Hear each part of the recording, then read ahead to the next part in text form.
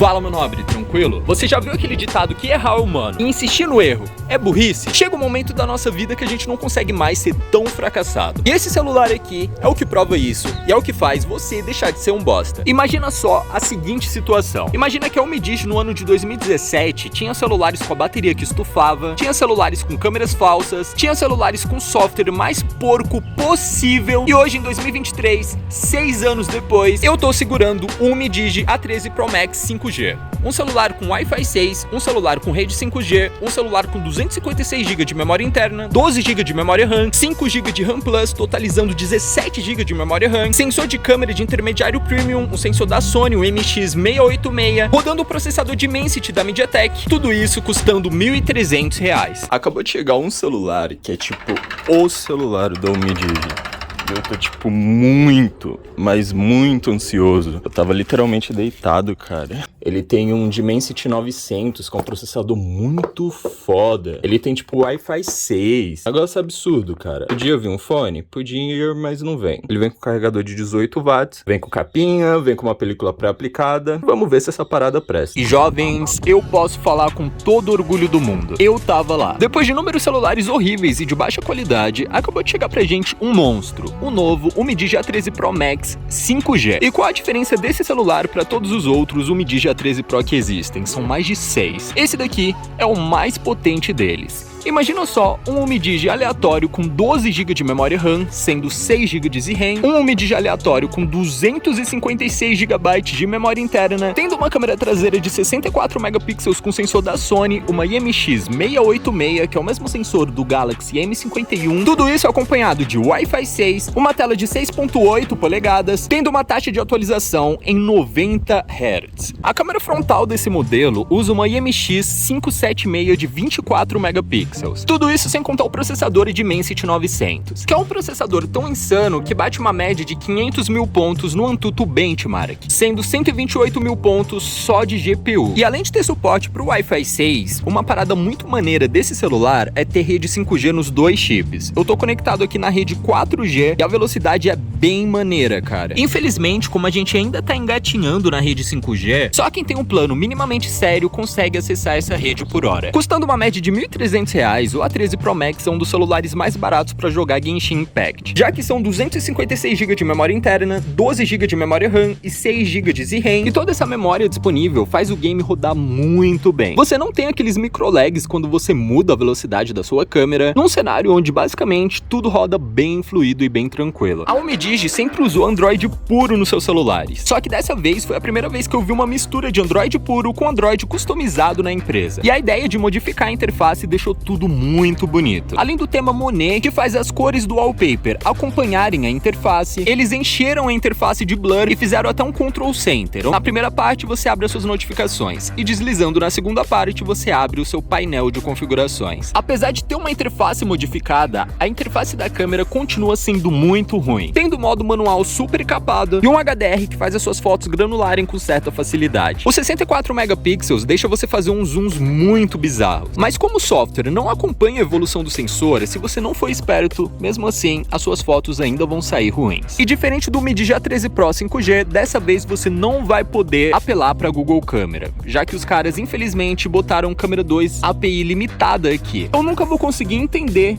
e aceitar essa parada aqui. A bateria dele de 5.150 mAh dura fácil de 7 a 8 horas de tela. Só que obviamente tudo isso vai variar de acordo com a sua taxa de atualização. A nossa taxa de atualização aqui está em 90 Hz. Então a tendência é que faça de 7 horas de tela para baixo. Se você botar em 60 Hz, você consegue economizar bastante energia. A caixa dele vem no amarelo muito parecido com o amarelo das caixas da Realme. Eu sinceramente achei isso daqui bem chamativo. E o fato do celular já estar no Android 12 faz a gente não ficar tão preocupado assim em relação a atualizações de sistema, que até o momento é uma incógnita, já que a fabricante não falou nada sobre o cronograma. Ele tem hardware aqui para rodar o Android 20, só que a gente não sabe até qual versão a Umidigi vai vai atualizar ele. Essa tela IPS HD Plus 1080p é muito boa pra você enxergar no sol, cara. Imagina que eu tô gravando isso daqui e você consegue enxergar muito. Eu já sofri bastante com celulares que tinham poucos nits na tela e que quando o clima tava ensolarado assim, você simplesmente não conseguia enxergar nada. Uma parada que eu achei muito maneira desse celular foi essa traseira, cara. Essa traseira aqui é um Forest Glass, que é um vidrozinho com design meio aerado, saca? Eu gostei muito do design, só que ao mesmo tempo, a Umidigi meio que deu um corte de custos nele e ele não tem mais o aro metálico. Agora é só um aro de policarbonato mesmo. Caso você não manje muito, até um tempinho atrás, todos os celulares da Umidigi tinham um aro metálico muito bonito, cara. Coisa que por algum motivo quase nenhuma empresa faz hoje. Eu ainda tô sonhando com um dia que um Umidigi vai carregar sem fio, considerando que os caras botaram uma tela com HDR10, 12 GB de RAM DDR4X e um Dimensity 900 de 2.4 GHz na arquitetura Cortex A78, sendo o mesmo processador do Galaxy M53, eu acredito que o carregamento sem fio é só questão de tempo, hein? Esse daqui foi o primeiro Umidigi que eu já testei que esquentou um pouco quando ele foi colocado à prova. O que isso significa? Significa que se você ficar muito tempo jogando, ele vai esquentar um pouquinho sim. Não chega a ser um superaquecimento que vai tirar desempenho, que vai fazer o seu celular, sei lá, parar de funcionar e ficar lento, mas não é como os últimos que ficavam extremamente frios. Eu nunca tive problema de superaquecimento em celular da Umidigi. Observação óbvia,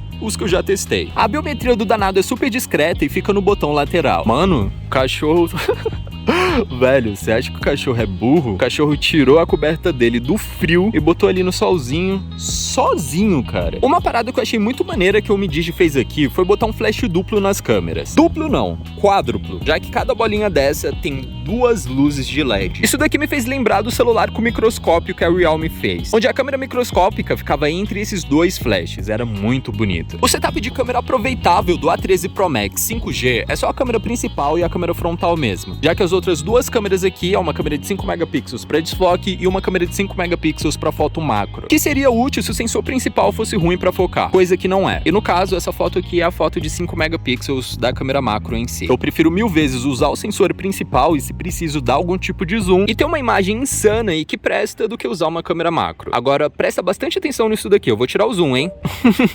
Foda, mano. Boa parte das animações padrão do Android puro foram removidas e modificadas pela própria Umidigi aqui. Animações para abrir os seus aplicativos, por exemplo. Abrindo o aplicativo de configurações aqui, por exemplo, você vê que até os ícones os caras modificaram. Adicionaram opções de RAM Plus, onde você consegue ter um adicional de memória para o seu celular, porém aqui a gente já viu que não precisa muito. Adicionaram animações para o tema Dark, muito bonitas. Adicionaram opções do Myra Vision para você conseguir configurar melhor essa tela de 6.8 polegadas com 90 Hz e HDR10. Outra parte maneira que eu achei foi a parte de sobre o telefone, onde eles mostram todas as configurações do seu celular. A quantidade de memória RAM, a quantidade de memória interna, o seu processador, a sua versão Android, num aparelho que é bem fino e mesmo assim os caras ainda conseguiram manter a sua entrada para fone de ouvido na parte superior do aparelho. Porém, a gente precisa entender que nem tudo nessa vida são pontos positivos. E a pior coisa que esse celular pode fazer é botar esse speaker na parte inferior para trabalhar. Esse celular não tem som estéreo e esse speaker inferior tem uma qualidade muito porca. Então, se o som do alto-falante for um problema para você, talvez esse não seja o melhor celular para você comprar. Outra coisa que eu já falei com vocês também é a falta do câmera 2 API completo, ele só tem o câmera 2 API limitado, que basicamente